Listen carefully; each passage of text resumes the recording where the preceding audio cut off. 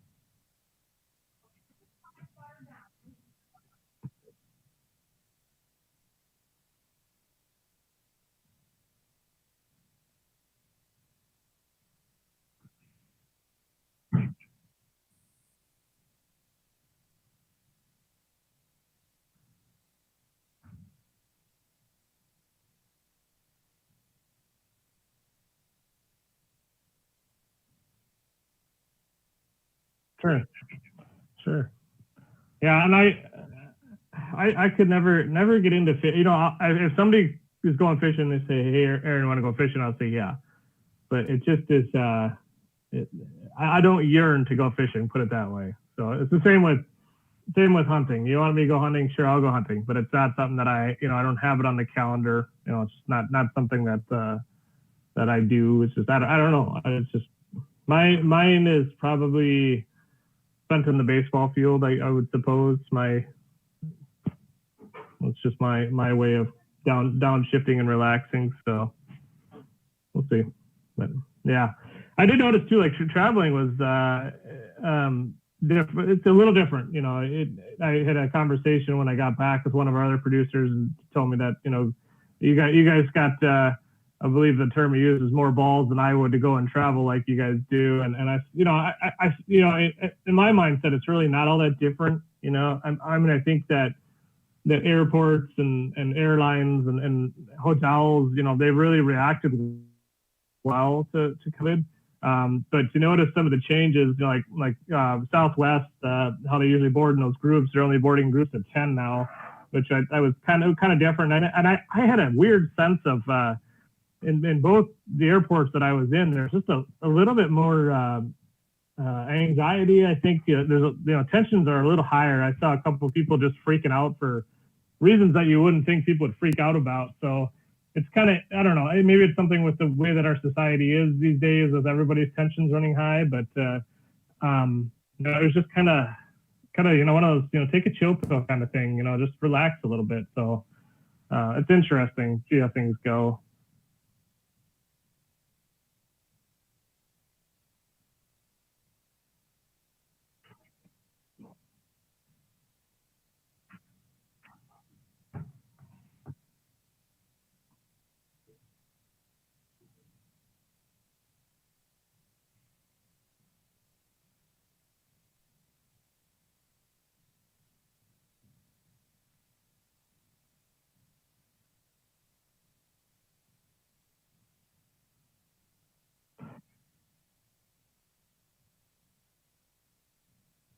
Yeah, it's not that. I mean, obviously everything's reduced. You wear a mask when you get out of your car, and when you finally get into your rental car or wherever you're going. But other than that, they're pretty clear about their instructions. You follow the instructions, and you're good to go. But when I get in airports, I'm a big people watcher. Maybe that's another one of my hobbies. I like to watch people. It's kind of spooky, but I just noticed in some of these people, and just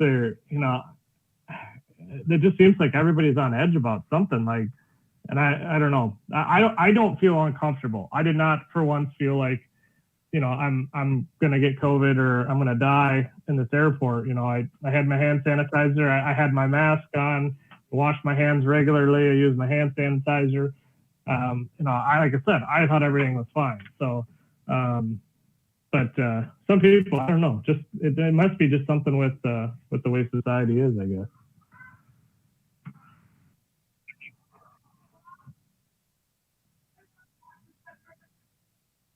Mm-hmm. Mm-hmm.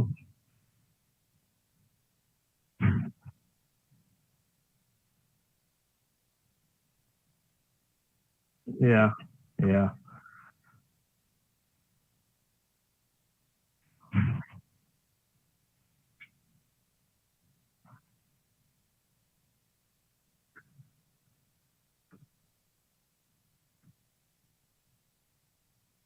Yep.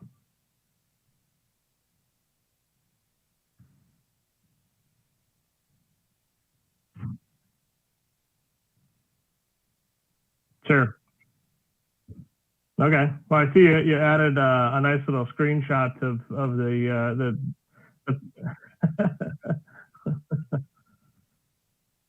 I, yeah, I thought it was a good game. Definitely something to some stuff to work on. I thought defense could have shored up a little bit there towards the end, but all in all, pretty. I thought our offense was explosive. They were saying that Aaron Rodgers is looking like the Aaron Rodgers of old, and I will agree with that statement 100%.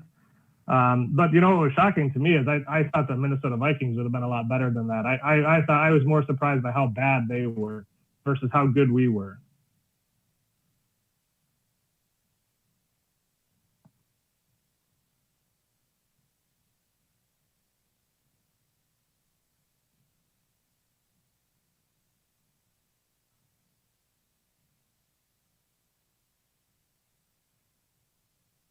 Yeah, yeah.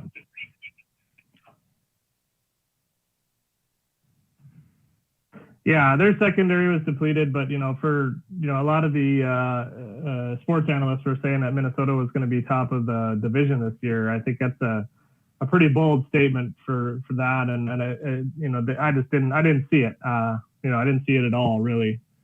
So interesting, but yeah. Beyond that, we can click over to slide 3. Take a quick read at the forward of the book. Leaders are the ones who run headfirst into the unknown. They rush toward the danger. They put their own interests aside to protect us, to pull us into the future. Leaders would sooner sacrifice what is theirs to save what is ours, and they would never sacrifice what is ours to save what is theirs.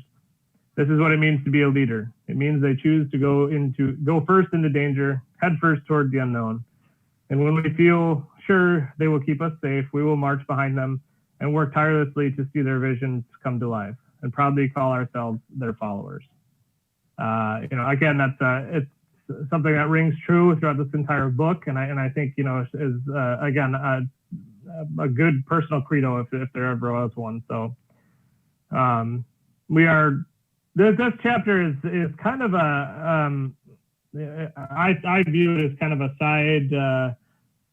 side chapter almost. There isn't a very big bang topic in this chapter. Look at the title itself is yeah, but not a very powerful chapter, but there is some good stuff in here. There definitely is.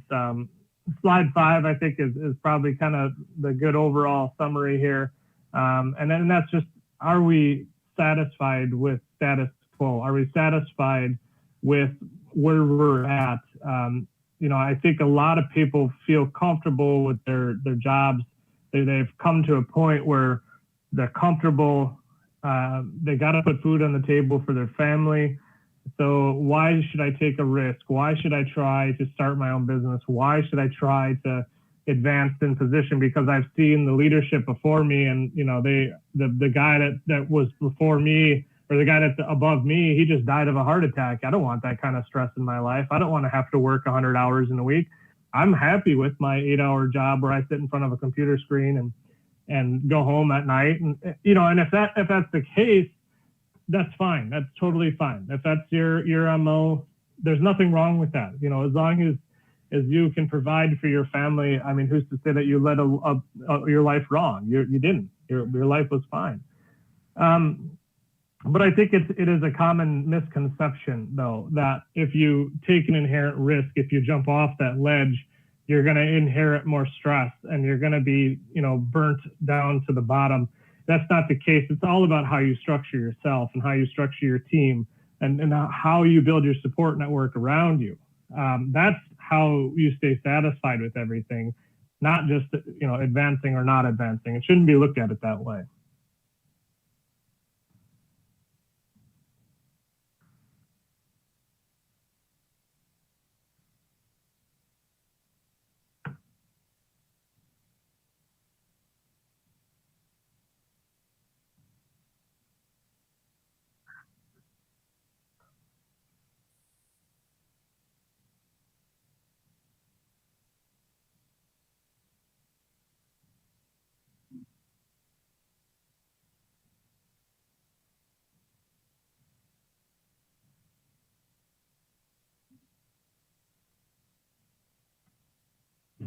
Mm-hmm.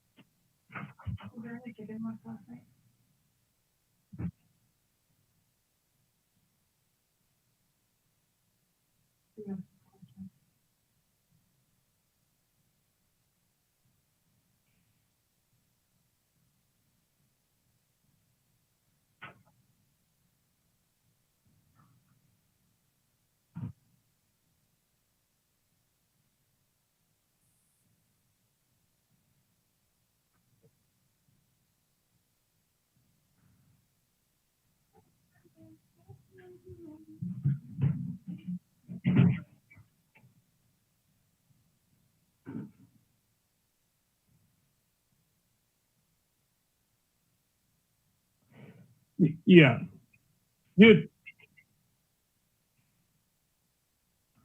Well, yeah, I think we as human beings, we crave stability, we crave the comfort. Just in the last chapter, we were talking about that safety circle. And when you look beyond that safety circle, you see a bunch of dark clouds, a bunch of unknowns, a bunch of stresses. But essentially, let's boil it down to the fact that you just don't know. You don't know what's out there. I think if you're structured properly in yourself, then you'll be fine. You'll navigate through it. Is it going to be comfortable? No, it won't be. It's new. Anything new is not comfortable. You don't just slide into things. That's not the way things work. It's difficult. It's tough. You have to work through it. But like I said, if the structure is right, then there's nothing really to worry about. There's nothing to fear. I think that has a very case. We talk all the time about not being able to find good help. The people there's good people that are out there, but they crave comfort, and what they have right now is comfort. They can get that unemployment check. They don't have to work very hard. Okay, those people, yes, they have to eventually at some point in time, if they want to have a family, if they want to grow their interests, are going to have to find something that's more sustainable than the $11 an hour they're making at Subway. It's not going to be sustainable. Conversely, we on the other side, we have to advertise ourselves that we are that water that you want to jump into. Is my job going to be harder than making sub sandwiches? Yes, it will be. And I apologize for those of you that are tuning in that work at Subway. I mean, no disrespect. But, is my job going to be more difficult? Yes, it will be. But we'll help you along the way. So if you advertise those things like, hey, you want to go back to college and get your bachelor's degree, we'll help you with that. Hey, come work at our fun environment that's nurturing, learning, we'll grow with you. That's comforting. It's not always about the money. It's not about $17 or $18, $20 an hour. It's about feeling that comfort when we jump in that water, because that's what we crave. I want to be a better person, but I want to know with some shadow of a doubt that I'm going to land on my feet when I jump off the ledge. That's what I want to know as a person.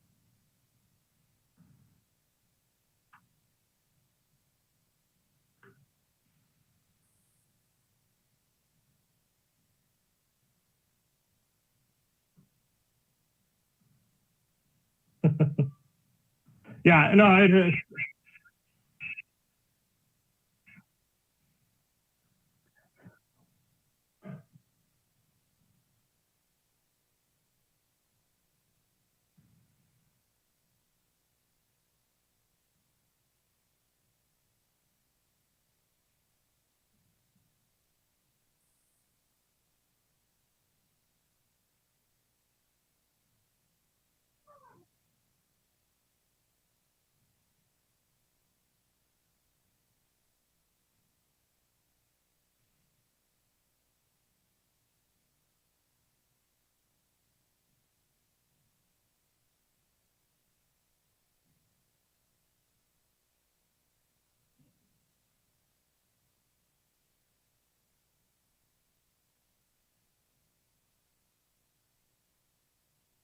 mm-hmm.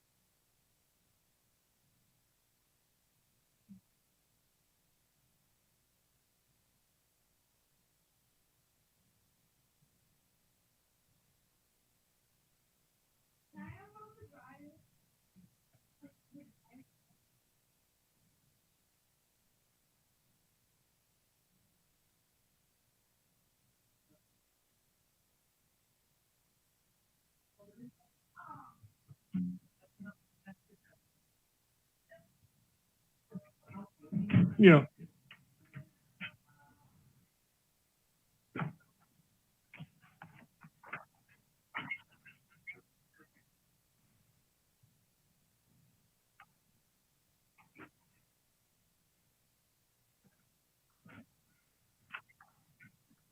No, it's 100%. It's 100% right, because when that eventually we're up on this hill right now, we're climbing up, but eventually we're going to come down.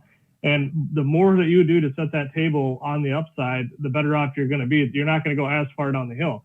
It's the same thing that I say all the time. With guys when they tell me that good help's hard to find. I know good help is hard to find, but are you actually looking?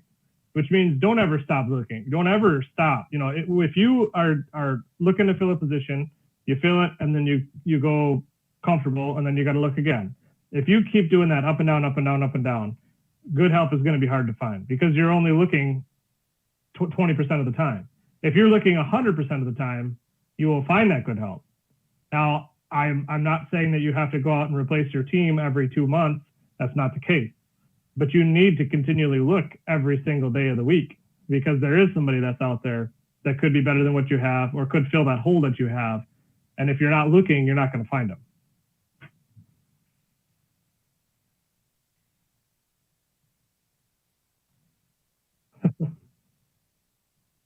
Yeah.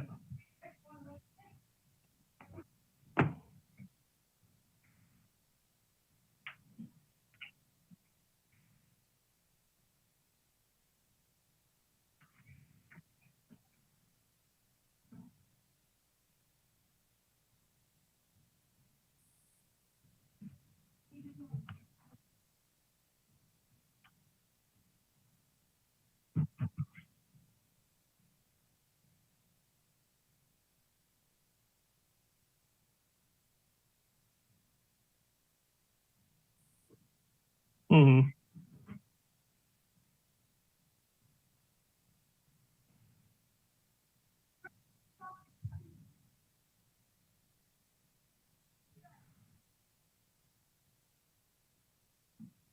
Mm-hmm.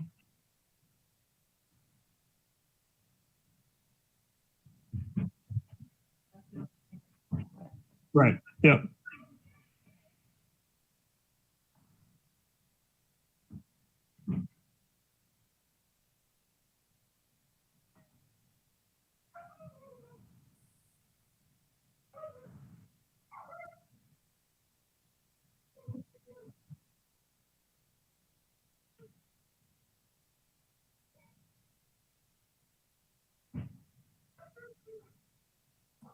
Yeah.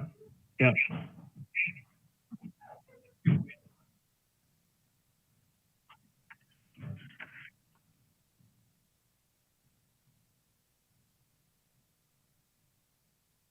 Mm-hmm. Mm-hmm. No, I think that's spot on. Definitely. Yeah. I mean, the White House study was essentially, it's laid out here in a couple of pages of this book. It's basically empirical evidence that as we move up in our careers, we inherently move up in stress level is definitely not the case. It's all about control, and do you have control of your life? You could have the easiest job in the world and not have control over what's going on. I mean, say your job is, say you could go to work every day for 8 hours and take a nap at your desk, but you constantly have a boss telling you that you're not sleeping right, you're not laying in your chair right, you're not adequately waking up to go to the bathroom properly. You're just working with an absolute jerk of a boss, and you're continually doing it. Why? Because you get paid well and you got an easy job. Well, you've lost control of your life. You're going to have so much stress, worried about, okay, am I sleeping right? Am I sitting on my chair right? Am I getting up adequate times? How am I going to make this guy happy? Now, conversely, you could have the hardest job in the world. Say you've got to figure out in 2 months' time how to go to Mars. Let's use the analogy of Elon Musk right now trying to figure out how to get us all to Mars. That's a pretty difficult thing to do. I don't know how he's going to do it. I'm sure I'll figure it out way above my head. But say you work with a great team. You're with an awesome team. You got a great team. They're all working together. Everybody's doing their job. You're really killing it. You're meeting your metrics. You're on pace to get to Mars. Okay, now I have control of my life. I feel good. I feel energized every time I go to work. It's all about that control. It's all about that safety circle and feeling comfortable with your job. And it doesn't matter. Like I said, it doesn't matter if you're a CEO of a Fortune 500 company or, a guy, like I said, taking a nap at his desk all day long. If you're comfortable in your position, you'll be comfortable with your life. That's the name of the game. That's the White House study goes on to show that. They list stats. A third of all people are unhappy with their job. There's a whole bunch of good stats in there about how people feel about their jobs, and they want to quit but they can't because they're financially tied to their job. And there's a lot of that going on. And you think about that. We go back to the comment about not finding good enough help. I think there's another place to look too. If you're advertising yourself, you're talking about throwing the right lure, advertising that right message can pull people away from those other jobs that they're unhappy about. It makes them more comfortable to want to jump off the ledge. So you really got to think about that kind of messaging that you put out there to the public. They're out there. You just got to find them.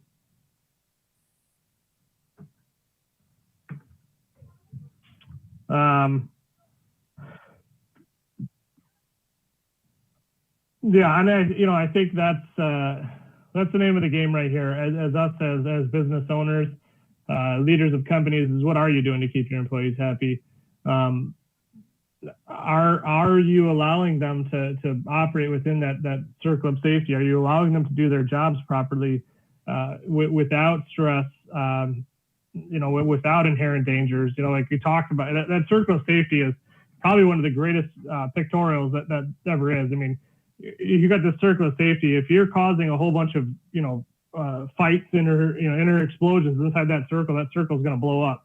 If that circle is strong, it can handle all the exterior pressures, which we can't control. We can't control deadlines. We can't control lead times. We can't control COVID-19. We can't control that stuff. But if our inner circle is strong and everybody knows their job and what they're supposed to be doing and how it's supposed to benefit them and operate smoothly, that circle is going to remain strong, and those exterior pressures are just going to bounce off you, just like pebbles, just boom, boom, boom, off they go. So, we talked a lot today about, it's not about the wage, it's about the environment. It's about people feeling comfortable. It's about people being in control. And those are the things that we have to create, that culture. I always use culture. Culture is my number one thing when it comes to businesses. Creating that culture is key, is paramount. If you don't have that good culture, you're not going to go very far as a business. And I don't care if you have 5 employees or 500 employees. If the culture sucks, you're going to suck. That's my take home.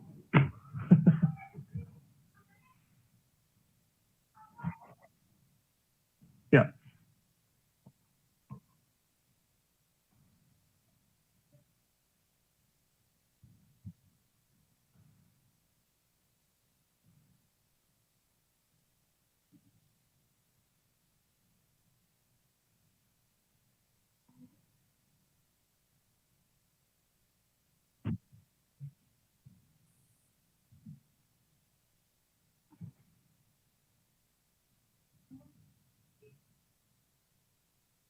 Mm-hmm. Mm-hmm.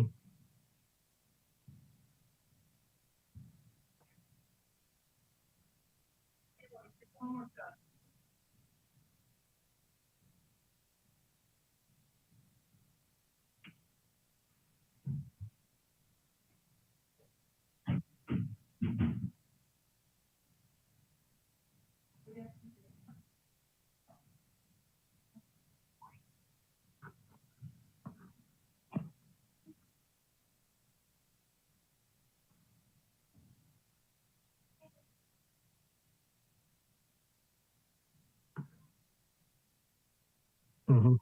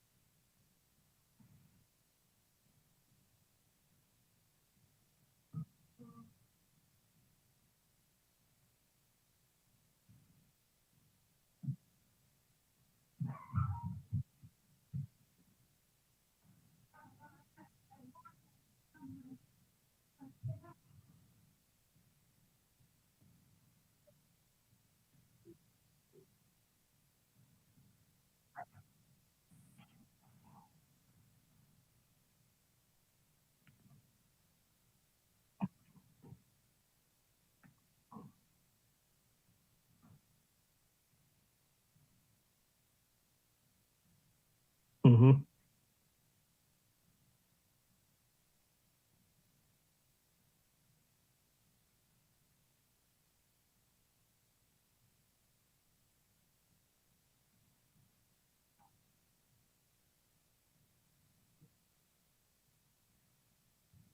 Mm-hmm.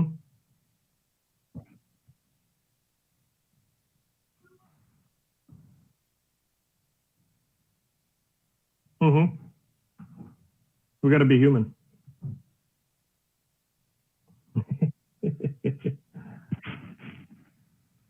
Yeah.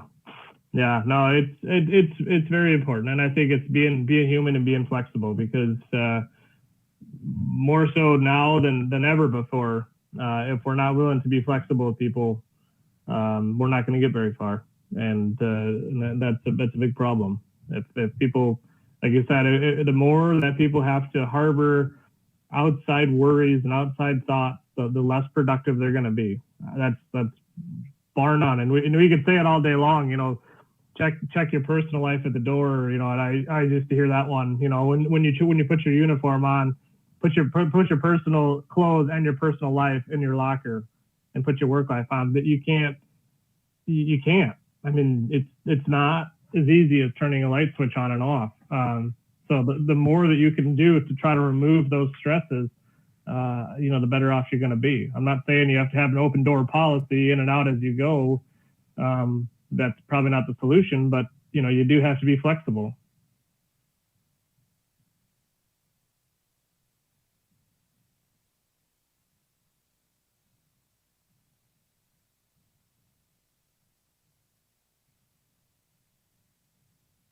Mm-hmm.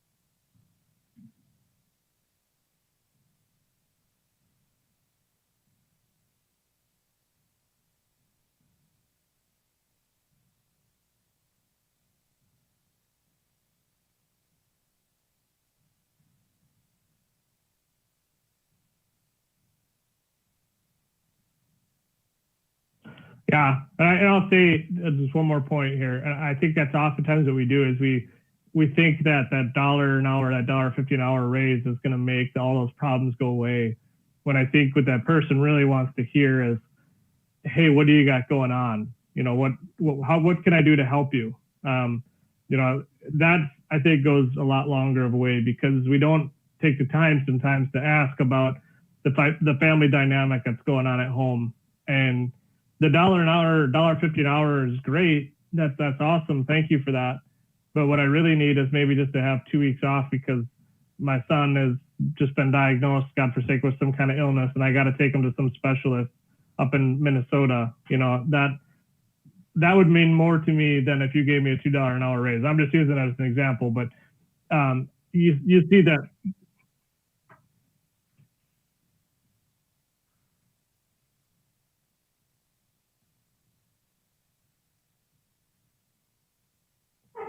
Mhm.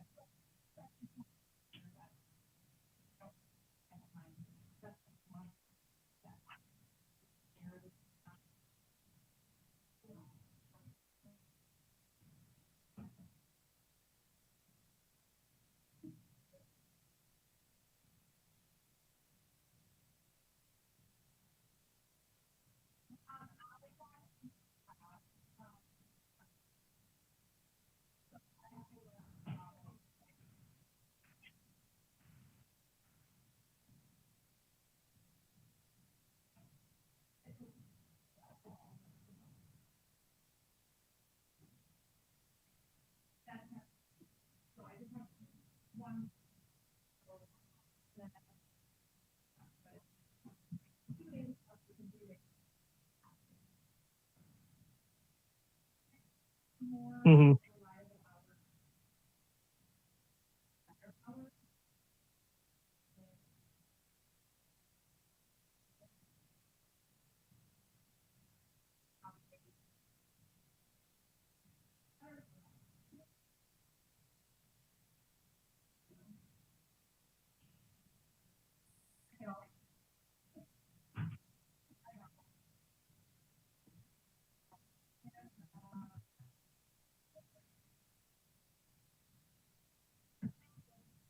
Mm-hmm.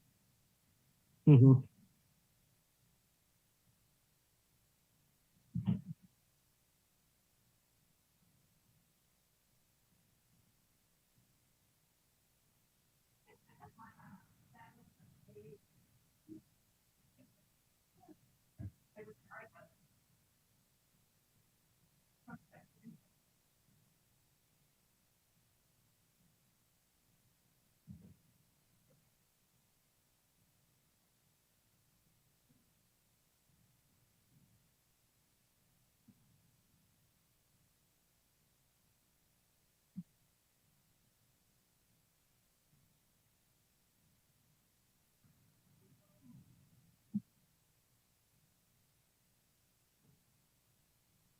Yeah.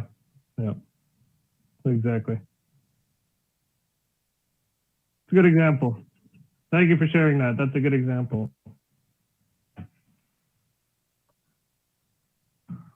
I believe we're moving into the next section, section two, part two, and it is called "When Enough Was Enough." So that should be, yep, chapter five. Sorry, that was a boo boo on my part. So, but yep. So sounds good. Yeah. Yep. Have a good week.